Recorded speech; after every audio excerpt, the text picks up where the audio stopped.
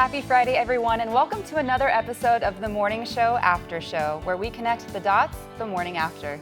We are so excited to be discussing episode 5 today, called Ghosts. And guys, don't worry, we're watching along with you, so we'll only be spoiling up to episode 5 and no other spoilers. And for those who might be new to the show, I'm Morgan Rojas, and I'm a member of the Hollywood Critics Association. And once again, I'm joined by my lovely co-hosts and fellow HCA members, Kevin Taft and Kiyra Lynn. Hi, guys. Hello. Hello. So we're halfway through season 2 already. Kiyra, what did you think after watching this episode? Sponsored by Advil. Oh my God, yes. I loved it. Never a truer statement. I do love some Advil, just to let you know. Yeah, there was a lot going on in this episode. A lot of friction, a lot of reveals, so we have a lot to talk about. Yes, we do. And you at home had a lot to say about the episode, so we'd love to hear your comments that you're posting on YouTube and Twitter pages. Keep it up, and maybe your comment will be featured next week. But this week, we hear from, let me pull out my comments. Somebody said, I like this one particularly because it's about me. Oh. I think Kevin is right about Yanko being a conservative, which I hope they don't change that if it is true. And I agree, because I think it's an interesting, something we kind of didn't expect actually, I think, from him. So I'm excited about that as well. Yeah, I think you're onto something there. A lot of his choices seem slightly skewed in that direction, and I can only imagine how it's going to evolve further if that is true, and he goes further down that road. So Yeah, exactly. Interesting point. Well, what I like about it, even though I have, not to get political, but what I like about it is we're going to now see another side of Yanko. Whereas, he was, in love with Claire season 1, but in this sort of scenario, it gets juicy, and that's what we want to see from this. And we're going to talk about him later, but I do think that it's interesting to see a conservative viewpoint on a morning show that doesn't seem very conservative, but also maybe a conservative viewpoint that's not the extreme that we've been seeing for the past how many ever years that we had to suffer through. I'm not trying to get political. How you really feel about it. So we'll talk about that.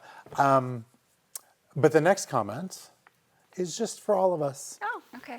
I love the energy from this panel, so I hope you do more movie shows together. yes. Yeah. Movies, television, we'll do it all. It's fine. If that's what the people want, we me don't want to disappoint We have to them. give them what I mean, come on. But please, don't forget to like, subscribe, turn on that notification bell so you don't miss out on any future Hollywood Critics Association content.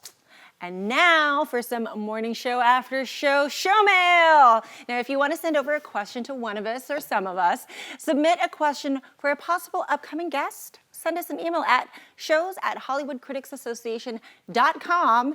Your question could be featured here or answered by one of your favorite actors from the show. It could happen, guys. So let's get to it. We have from San Jose, California, we have Romaine. She says, "Thank you so much for picking my question." You're welcome. I'm loving season 2. I enjoy all the characters as a viewer, but I wonder how annoying they would be in real life. Did you feel like that about every show? Yes. Like I would never hang out with the people from Friends, for sure. Oh, Really? I would. No, I they're would be best so friends annoying. with Chandler. And like Will and Grace, they're all terrible people. Well, Romaine's real question is, what character would you love or hate to have as a boss or a coworker? That is such a good question. Okay, Chip. What you Love or you would hate? Love or hate? I love. Of course. Of course. I mean, hello. Have you not been watching our episodes? Wait, hold Morgan on. has a fan. Is it Chip or is it Mark Duplass? She wants Mark Duplass as a boss, Are you watching? or not just a boss. How about you, Kev? Who would you want? For a boss, ooh, that is really hard. Okay, how about a You know what, coworker? Stella? Stella, you wouldn't want I Stella. think I would because I feel like she would be understanding and like empathetic when she needs to be, but she'd also be hard. And I think for me, like I want somebody to be very direct and like don't be wishy-washy with me. Mm-hmm. For me, the person that I would choose is because she just seems to be the least drama so far as we've seen her is Raina. I want Raina as a coworker. I would love to have Raina as a coworker because, she seems like she would be a fun, like empathetic, funny sort of, team player. Yeah. So I like her. obviously, this is the morning show, and it's riddled with drama. So I personally, in my everyday, don't want to deal with drama, even though I have to deal with YouTube. No, just kidding. Totally joking. But I would rather, if I had to pick a coworker, it would be Raina because she seems to be the less offensive. I agree. Yeah. I would not want to work with Jennifer Aniston. Oh. Well, not Jennifer Aniston, Jennifer. I would work with you. In a heartbeat. But no, Alex, I don't think I could. I don't deal with narcissistic personalities at all very well, so that would drive me crazy. What about Corey? Oh, yeah. I like You know Corey. what? I'd change everything. I'd work with Corey. I like Yeah. Corey. I like him do. too. Yeah. So this episode was full of surprises, and we have one more in store for you at home. Stay tuned for our very special interview coming up next. Today, I'm joined by Stella Bak herself, Greta Lee, and we're going to talk about the morning show. Thanks for having me. I was so excited to see you in episode 1. So I just want to really get into it. Let's do it. We'd love to know that whether or not Stella likes the term girl boss, because she is one. And would she really consider herself a girl boss? That is such an interesting and loaded question. Question number one, we're not beating around the bush here. Maybe not. Yeah. I mean, I think that it's so complicated, right? Because I think on the one hand, she would absolutely have no qualms with identifying as a girl boss in like the fullest sense of what would you have a problem with a woman who is so young that she could be perceived as a girl being a boss? I mean, I guess like the way that I would imagine she would maybe like girl boss, but like in like an alt radical way, if that makes sense. Absolutely.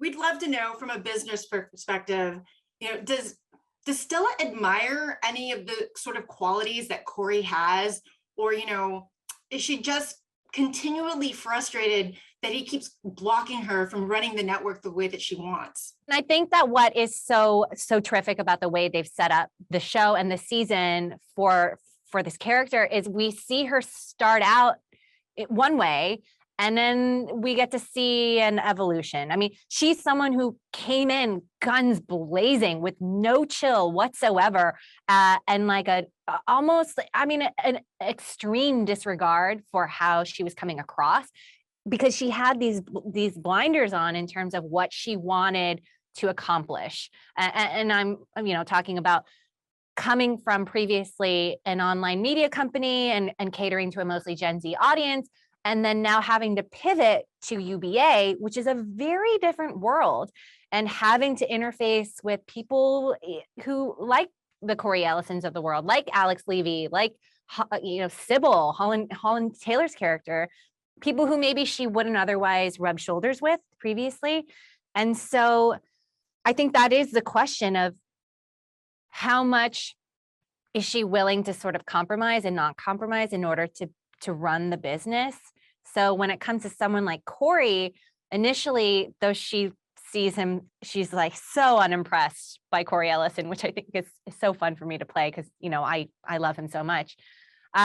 She sees him as sort of like a lame cis white man, which is hilarious because it's Corey Ellison. He's seminal. Like he's so beloved. He's in this incredible persona and character, that we've gotten to fall in love with season 1, and then to have someone come in who just does not care. It's really fascinating. That being said, I mean, she hasn't been able to run the network in the manner that she'd want. Do you feel that, if Corey moved out of her way, coming from a completely, different background, as you said, do you think she'd actually be able to do a successful job? I think that's what's the really like complicated and frankly kind of painful discovery in doing this. I mean, I had my own preconceived ideas of, okay, if Stella, like she self-identifies as this visionary and she's so exuberant in her like genuine want of making these efficacious changes to this environment. But I think even for her, right away, she realizes that it's just not that simple. And even though you can want big sweeping changes, not just for the workplace, but for the world, the way you execute that, it's not so tidy. It butts up against what you sometimes need to do to run a business, to be part of a corporation. And Corey is interesting in that he kind of teaches her these really tough lessons, and whether or not she's wanting and able to accept them is a totally different story. But that's what I can appreciate too about the show. We're really not pretending that we have the answers in any sort of way. We're really hoping the audience will come with us in moving towards a discomfort of not knowing the answer, whether it's workplace toxicity or gender, racial inequity. We don't know. I would love to segue into a fan question because Sure. it kind of sets it up. Marie Lorenzo from Seattle, Washington asks, Stella isn't a fan of Alex. And, she makes this convincing plea to Alex to say yes to moderating the convention. Do you feel that Stella believed any of those things, or was it just her play to get Alex to say yes? Speaking of one of those beautiful monologues, that was excellent on your end. I love. Oh, thanks. That was a day that was like earmarked from the beginning of, okay, like that's going to be a challenging day. But yeah, I think that's the question that we're trying to ask with Stella as she progresses, as we see her over the course of the season, starting out a certain way, intent on doing certain things. I mean, we're asking, but what is she willing to compromise on in order to be a boss, to lead? What do you do to be an effective leader? Sometimes you have to take an idea that wasn't your own. You have to carry out certain things that maybe your heart wasn't invested in initially. That I think that was what was so tricky about that scene, but ultimately so gratifying and challenging to do with Jen, to show those turns in a real way. I mean, she did not want Alex to moderate.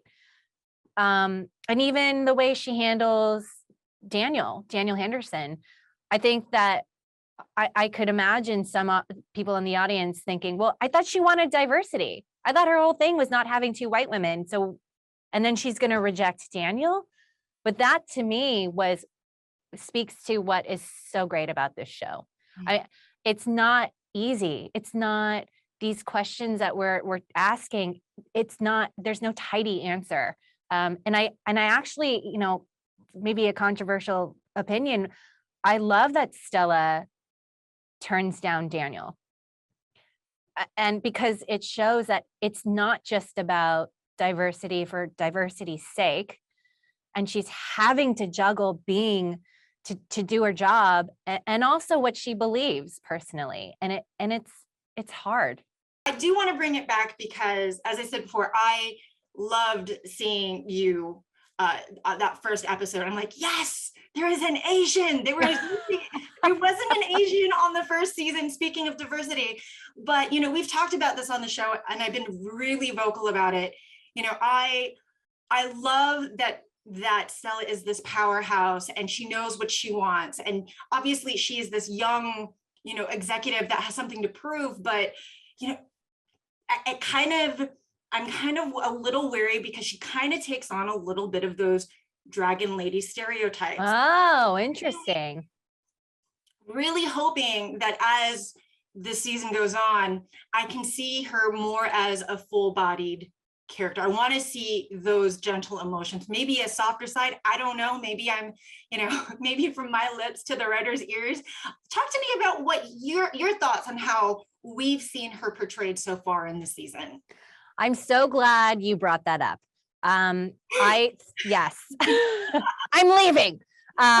No, I really appreciate you picking up on that. I mean, I think what was so important to me was I mean, not showing like a flawed woman for the sake of being flawed, or a vulnerable woman who's, you know, just like so raw. I know I wanted to be realistic about why do we have this stereotype of poker face, dragon lady, made of steel, thick skin? Where does that come from? Is there any truth in that kind of a human, who, Asian or not, actually? And we're wanting to weave into Stella. Is there a reason why she has had to be that way? What was required of her in order to become this success? You know, people don't exist in vacuums. So is there a reason why? And we get to see it. I mean, what is so, it's also like, I had to remind myself that Stella Bak is the new Corey Ellison. That is insane. And we know, I mean, I stand Corey Ellison forever. Like Billy's performance of Corey Ellison season 1, I mean, it is seminal. It is so, yeah. But part of what was so terrifying about playing Stella, and what honestly attracted me to it, was just to see that play out, that difference of, okay, there's a new network news president. She is the same. Is she going to be treated the same way as Corey Ellison was in that position? No. And that is a much more real and honest depiction. So in terms of like that, the way she starts off, and, you know, whether you want to call it Dragon Lady or, you know, that sort of like stoicism, the dryness. I mean, I guess like I'm more reluctant to attribute it directly to race, and more to, I mean, it's such a messy cauldron of ageism, also like this generational divide, like what you have to do to be taken seriously if you look young, and being a woman, right? I mean, I think that we're wanting to start out there, and then as the season progresses, without giving anything away, I think we do get to see some other things seep through. I mean, you know, whether Stella wants them to come out or not. And it's through the relationship of Corey and Stella, and also Alex and Stella. What have you, Greta, been able to do to influence Stella as a character? I mean, I wish I could take more credit for the way she looks, but Sophie, our costume designer, did such an amazing job. Also, first of all, we have to just give it up for Stella's wardrobe. I've never so aggressively wanted to just run for the hills with like an entire wardrobe. She only wears Chanel, Balenciaga, Gucci, Prada. It's insane. It's really insane. But it's not just like an arbitrary choice. I think what's so great is that's a reflection of Stella and how she sees herself. It's such a flex, you know? She's like, yeah, I'm a boss. I'm successful. This is how I want to be portrayed as a boss. And this is how I'm going to do it. I'm going to break some rules. I'm going to wear a lavender Adidas tracksuit to work. We are totally out of time, but Greta, thank you so much for joining us. Thank you. It was such a pleasure. Absolute pleasure, and congratulations. And we're matching. I know. I was like, we called each other. We knew. We did. We did. So why don't you go to the Times and just tell them that Fred is trying to libel Hannah? Or do you not want to do that because you'll get fired, because it's not in the network's interests? No, of course, I'm trying to do the right thing, Bradley. Why is that where your mind goes? Look, Hannah told you her story. She confided things in you she didn't confide in anyone else. And, well, for better or worse, you're my Jiminy Cricket.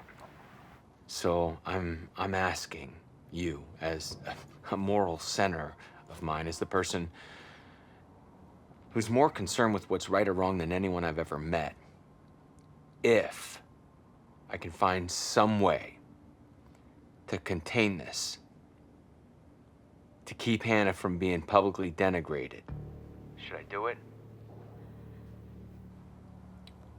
I will do whatever you say, because I know it'll be the right decision.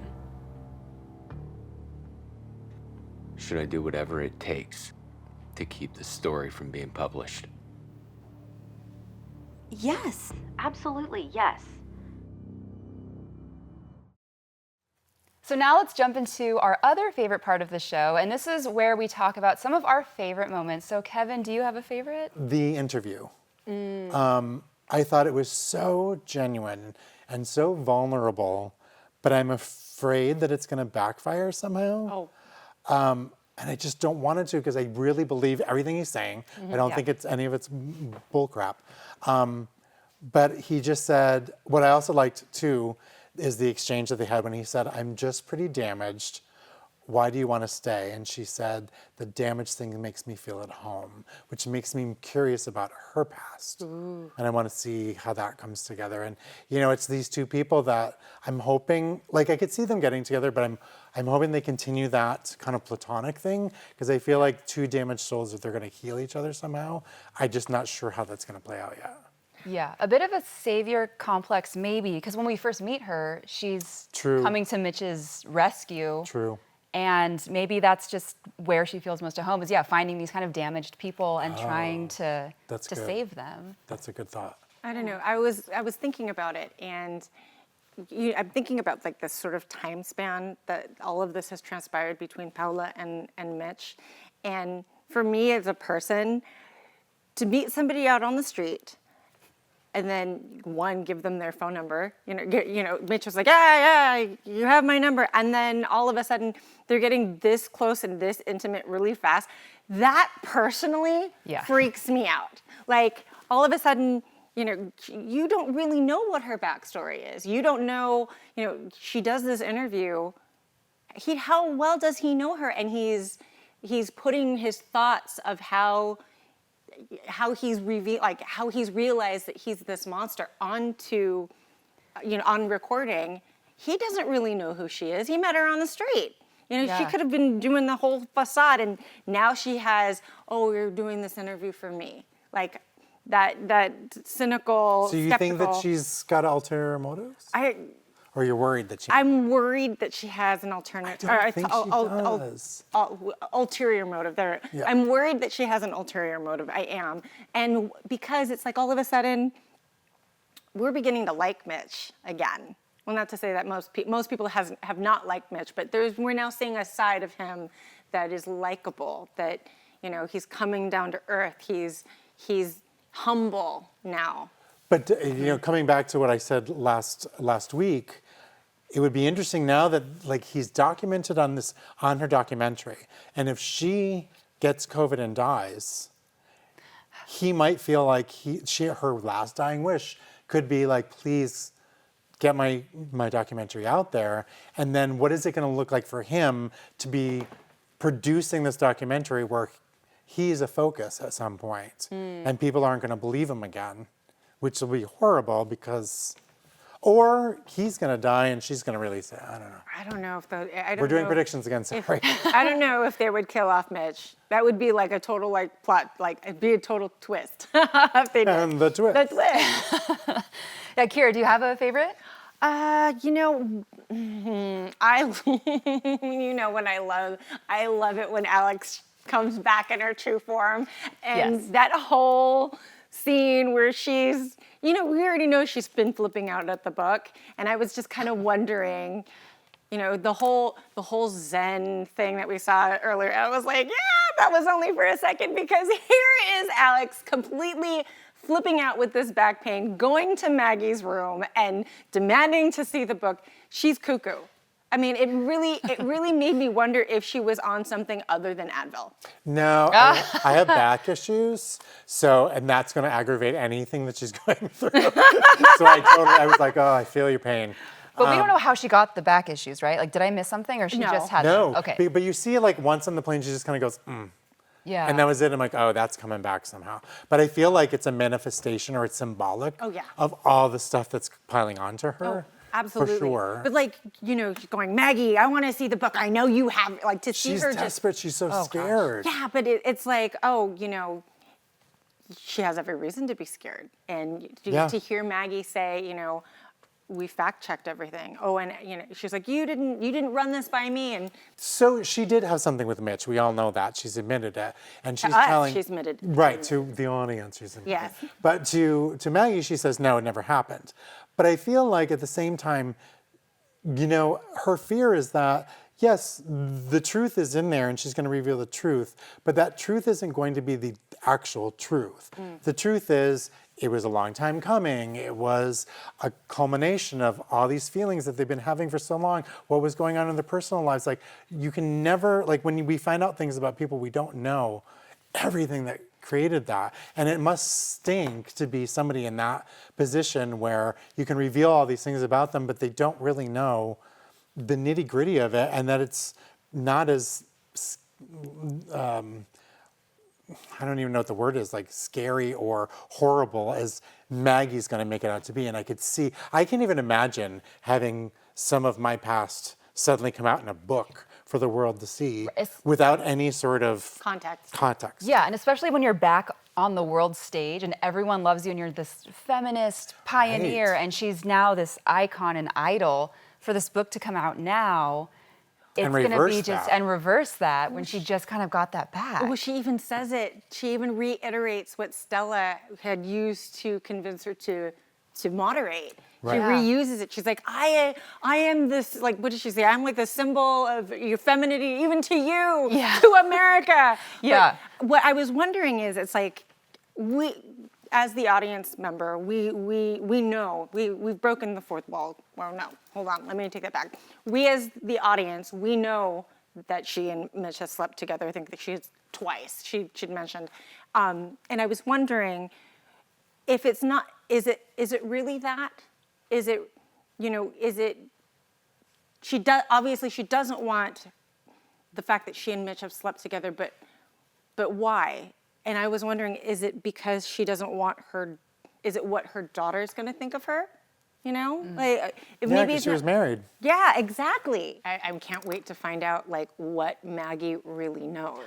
I know. Like, what is in that book. Because she's not saying a lot. I'm like, what if there's not a lot in there? Yeah. Yeah, she's like a poker player. But although the cover of the book was pretty much stolen. Right. But I loved how Maggie was that like, oh yeah, I did speak to Mitch, and we did have a conversation, and I could tell you verbatim what it was that she said, and it was like F you. I was like, oh, So that's great too, because he's like, I'm not talking. But then it's also like, did Chip say anything? Did Chip know? Chip said he was protecting her. Right. Off the record. Off the record. But how much did he reveal? Did he know? Did he not know? I guess It'd be maybe very he interesting didn't. if like the book comes out and it's super positive about her. Yeah. That would be like a twist. That would be the twist. That would be a twist. That would be a twist. And then she was just manic and crazy for nothing. Right. Yeah, exactly. But what is she hiding that is making her manic and crazy? Yes, but I like the crazy Alex, so I do. I do. Yeah, well, one really fun surprise was the appearance of Audra, played by Mindy Kaling. Audra's from a competing network. Yeah. Would they really allow the anchor from a computer network just to saunter into the studio? Yeah. It's kind of like, oh, and yeah, I get that Audra and Daniel are friends and they're gonna go to lunch, but like, she made such a point to make it all the way to the studio and make it all the way to her office. To her office. I'm like, And in the office, In not the even office waiting is- outside. Exactly. Yeah, that's a good point. She made it past security. Like, this is 9/11. She made it past security. I didn't buy it, but it was a good. I like that little thing that happened. And speaking of it, I'm confused why she's there for lunch with Daniel, because we saw Stella in his office and they haven't told us what that conversation was about. Well, then. Because I really thought he was fired. He's still there. Which Maybe he should be, He was because just we need him. reprimanded. We need it, well, maybe. But I kind of wish we had seen that. Maybe they cut it out for time, but I kind of wish we had seen that. Well, I'm sure in good old the morning show fashion, it all will be revealed within time. Flashback for sure. Yes. There were also some really crucial key moments. Like, this episode was packed with stuff. One was Corey and Fred on the phone. That's how the episode opens. What did you guys think about that? Corey has fallen from grace in my eyes. Like, to know that we all knew that he wanted that CEO position. Like, Chip even in season 1 kind of like brought it up and was almost offering it to him, to Corey in the fall of Fred. And to see that, you know, he kind of put his moral compass on the line, and he bit the apple. This is, you know, Corey biting the apple as opposed to letting Fred really take the fall. He bit the apple to have the CEO job, and I'm kind of like heartbroken about it because I kind of wanted him to be, and it's the morning show. But he couldn't be perfect forever. I know, but it is, you know, I can want things, Kevin. I can want. But can we talk about Corey finding out about Laura and Bradley, and to hear him like choke, like, and as much as he, you know, he's fallen from grace in my eyes, I did not. I felt that. I felt the on the phone, you know. Yeah, which makes a lot of sense, and I'm really happy that they had a flashback too to show kind of Corey and Bradley's intimate moment, but not. They didn't, you know, Didn't go cross anywhere. any. Yeah, it we didn't go don't anywhere. know. We They cut think. it.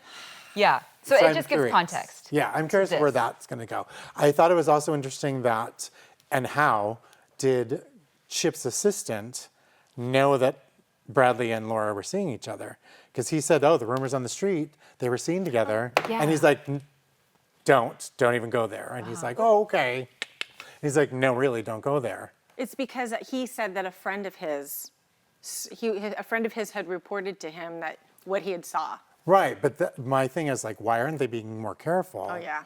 And number 2, just because she's a lesbian, every time she's with a woman, somebody's going to assume. That's true. You know, that's weird. One moment that really sticks out to me is when Stella was leaving the newsroom and going in the van, and the guy on the street just started saying all these racial slurs and being really ugly and gross. And Yanko comes and defends her after we see in the last episode that he was kind of upset with her for not, you know, making him apologize and do things he didn't want to do. But his moral character kind of came out of that and protected her, even though she was in the van and had left and didn't see any of that happen. And it was just a really interesting moment because it shows the good in his heart that he wants to stand up for his coworker and his friend. And also the guy filming on the phone behind him, capturing Yanko's fight against this other guy. And I wonder, like, oh no, is this going to get twisted in a way where it's this like unhinged weatherman just beating people up on the street? Right, and because he's already talking spirit animals, so they think he's already a racist. Yeah, because you maybe didn't catch that beginning part and just, it's kind of, it puts him in a tough spot. And I mean, you're doing a noble thing, but if people don't catch the whole act, you can interpret it different ways. I'm glad that you brought up this moment because as an Asian American woman, and luckily in the era of COVID, you know, I have not experienced anything like that. I've definitely seen the reports. Obviously, there's a rise in, you know, Asian American, Pacific Islander hate, but to see it and to hear it, like, it hit. And it was, I'm glad that they're shedding light on these things that are happening. And it's really prevalent in like big cities, like obviously New York and San Francisco, a little bit here in Los Angeles where we film. But, you know, it really like hit home. And to think, you know, that is happening. It's happening to it's happening to characters on television that we're watching, but that is actually happening every day. And it's, you know, kudos to the writers to actually bring that part up because it is a big thing, not only 2020, but it's happening even now. But yeah, it made me uncomfortable, but I'm glad that they're talking about it. Yeah. And I mean, let's go back to Yanko for a second because, you know, we see him using spirit animal in a way that it is not appropriate anymore to say. Then they're like, you should apologize. And he's like, I don't want to. But then he does. But then it's like, it's not the word of the best. It might be. Right. Kind of an apology. And then they're like, okay, we want to send you to a museum to learn about the culture. And he's like, okay, I'll do it. And he's obviously open to it. But then they're like, we're going to send a camera crew. And he's like, and he's right. Send a camera crew. People think, oh, you're just doing it for, the visuals. You don't really care. But if he does it on his own, people either won't believe him or, if he doesn't make a big deal out of it, it's not important. He can't win. And I think that's where his frustration's coming too. And then he even says, Stella, assumes that I'm a Republican, and you can see her eyes light up because she just wants to hit every sort of kind of issue, or that's what he thinks. But I do feel like he is probably a Republican, again, but I don't think he's that extreme Republican, which Right. is nice to see the balance there. So you guys, I want to jump back to this phone call with Bradley and Corey, and him kind of using her as his Jiminy Cricket, to do, asking her whether or not he should do whatever it takes to bury the story. And she's like, absolutely. And I don't know, you guys, this is kind of going in this prediction area, because if you go back to where he's on the phone with his attorney and they're talking about the story, and all you hear is his attorney basically says, oh, you're going to need to get a bigger story in order to bury it. Yeah. I mean, I just don't think he would hurt Bradley, because that's going to hurt Bradley. But he's hurt. I know, but in that phone call. Does he have another option? I don't know. Maybe though, maybe that's the red herring, is that we think that's what he's going to do, but he's going to reveal something else. I don't know what that Smells is. fishy? Isn't a red herring? Oh, I know. But I feel that this could possibly be. I mean, just the look on his face, and now we're seeing this other side of Corey that I don't want it, but maybe. Yeah, I don't want it either. How about you, Morgan? What is your prediction? I think, well, when we leave Alex at the end of the episode, she's sitting in a plane in the dark alone. And I think she's just going to turn into a out of control mess until this book comes out. I think she's not going to be able to eat, sleep. But I kind of, now that you mention it, I don't think the book is going to be as bad as she's thinking it's going to be. Yeah. So she might be slightly relieved once it finally comes out. But up until that point, she's just going to be this person no one wants to be around. Right? Well, this isn't a prediction. I'm just gonna talk through it. Corey wanted Alex to moderate this so hard. He pushed everyone so hard to get her to moderate this, and then ultimately that's not what happened. And I feel that we haven't talked about this, but Laura at one point mentions to Bradley that they're thinking about replacing Corey because he's hemorrhaging all this money on the streaming service. He's not making all of these great decisions as the current CEO. And so I'm kind of wondering what that fallout, does Bradley, does Bradley hit it out of the park? They didn't, she wasn't the first choice, she was the backup choice. So what is the fallout going to happen from that? Because Alex, being the moderator, in a way was supposed to help save UBA and help us get through March, is what Corey says. So I'm really interested to see what happened after that. What you just, as you were the light saying that, I bulb was go like, off. yeah, I was like, what if when she's moderating, she actually finally, maybe an issue comes up about LGBTQ rights, and she finally says something, which takes it off of Corey, so he doesn't have to be the one to release it, but also maybe even expands her popularity. They get all the the groups behind her, but it also takes the focus off on that because everybody's like, what? When did this happen? But she completely chokes when she's trying to say that to Stella. She does. So do you think she gets her big girl pants on and she's just because I wonder if she wants to help Corey. Oh, but then her relationship with Alex would be terrible because Alex doesn't like Laura. That's And true. like, how would they It's all trust bad. each other? They're- It's all bad. It's all bad.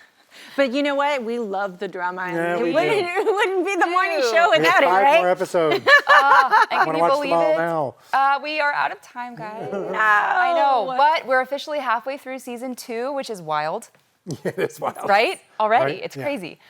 Thank you so much for spending the morning with us on the Morning Show After Show. And please don't forget to like, comment, subscribe, and hit that notifications button on YouTube. You can find us also on Twitter at HCA Critics and follow us on Instagram at Hollywood Critics Association. Thanks again for joining us. I'm Morgan Rojas, I'm Kevin Taft. I'm Kiyra Lynn. and we'll all see you next week. Bye, guys. Bye. It's done. And we're done. Yay.